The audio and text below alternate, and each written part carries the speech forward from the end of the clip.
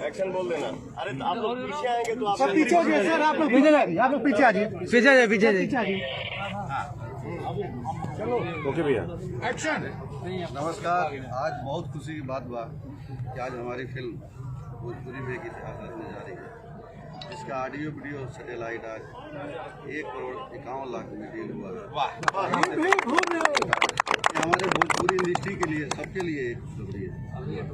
हाँ, खुशी इस बात की है कि ये प्राइस की वजह से और ये जो आज एक इतना बड़ा मार्केट ने बूम लिया है मेरा भारत महान को, हम और हमारे छोटे भाई पवन बाबू को, तो ये प्राइस ने इंडस्ट्री के लिए एक बहुत अच्छी खुशखबरी कोरोना के बाद दी है। तो हम भी बहुत खुश हैं और उसी खुशी में आज ये सेलिब्रेशन हो रहा है। तो हम चाहेंगे कि मेरे छोटे भाई को, पवन हो, और हम दोनों मिलके हर हर महादेव डायरेक्टर साहब को एक साथ इनके खियावा।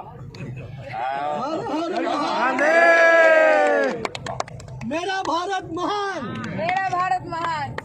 वाह, क्या बात है। कंपनी का नाम वाह भाई, कंपनी का नाम बता था कहाँ? वर्ल्ड वाइड रत्नाकर जी का कंपनी भाई। बहुत सारी शुभकामना रत्नाकर जी, आपने इंडस्ट्री को एक टेक ऑफ दिया।